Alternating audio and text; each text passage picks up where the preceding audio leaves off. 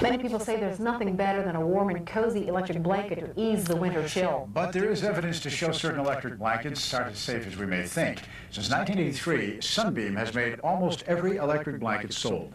Evidence indicates Sunbeam knew something about safety risks, but up until the year 2000, made and sold their electric blankets anyway. Blankets that may still be in your home. Fox 13's I-Team reporter Allison Triarci joins us. What's the problem with these blankets, Allison? Steve, they can catch on fire. Since the early 80s, the Consumer Product Safety Commission's recorded thousands of electric blanket fires. These fires have burned and even killed people. A former Sunbeam engineer from Grenada, Mississippi tells us he warned Sunbeam its electric blankets could catch on fire years ago. Emergency 911. Last December, a North Carolina man called 911. The house is on fire? What part of the house is on fire? I can't hear from big man. Hello? Bed. Hello? Bed. What, the bed is on fire? Right. A disoriented James Walker made the call to report the bed fire, but never made it out of the house, despite a 911 operator's pleadings.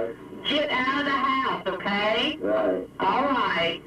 Get out of the house. We're sending the fire department out as soon as possible, but I need you to get out of the house, okay? Right. Disoriented by the fumes, Walker hung up the phone and later died inside his home from carbon monoxide poisoning. The fire department concluded his electric blanket caught on fire. No one knows if Sunbeam made the Walker blanket, but back in 1994, Frances McBrayer says Sunbeam made her blanket. It caught fire and started a blaze that killed her husband, Memphis City Councilman Ed McBrayer. The case settled confidentially. Electric blanket fires may surprise you, but not this man. I wouldn't even put my dog under it, because you run the risk of getting injured, burned, killed even.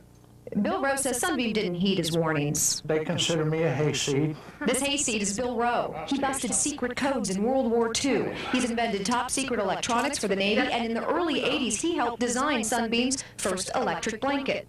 20 years ago, as a Sunbeam engineer, Rowe designed the blanket's wiring and knew then of a serious problem.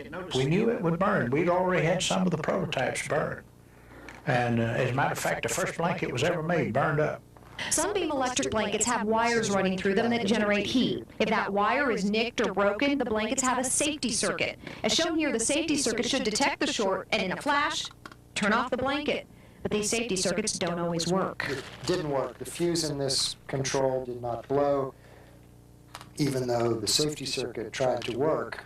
Attorney George McLaughlin represented the family who owned this burned blanket. McLaughlin says the black spot on the safety circuit's glass tube proves it fired but failed to shut off the blanket. Sunbeam also settled this case confidentially for an undisclosed amount of money. McLaughlin says the blanket's proof of what Bill Rowe warned Sunbeam about 20 years ago. Rowe says Sunbeam knew then their safety circuits didn't always work because he told them. He's kept the evidence all these years. Rowe has a 1983 memo that's been used in several lawsuits. It warned Sunbeam that the safety circuit could have up to 500 catastrophic failures per year. What did they say in response?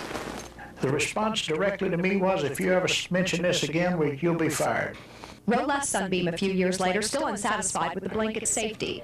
Not only did the safety circuit sometimes fail, there was another problem. The problem is the blanket's safety circuit could only detect a short circuit or broken wire within the blanket's first 50 feet of wiring.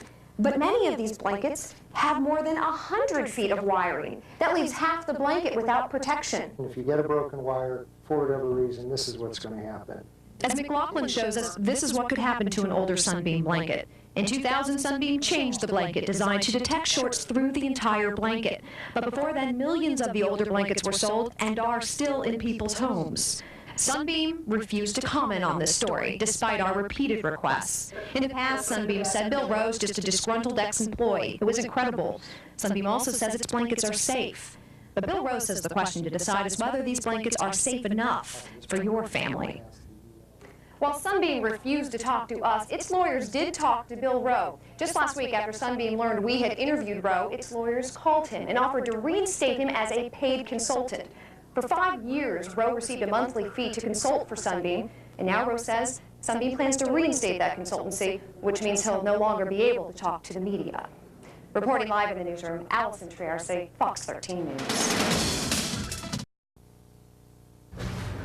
Many people say there's nothing better than a warm and cozy electric blanket to ease the winter chill. But there is evidence to show certain electric blankets aren't as safe as we may think.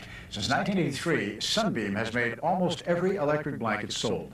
Evidence indicates Sunbeam knew something about safety risks, but up until the year 2000, made and sold their electric blankets anyway. Blankets that may still be in your home. Fox 13's I-Team reporter Allison Triarci joins us. What's the problem with these blankets, Allison?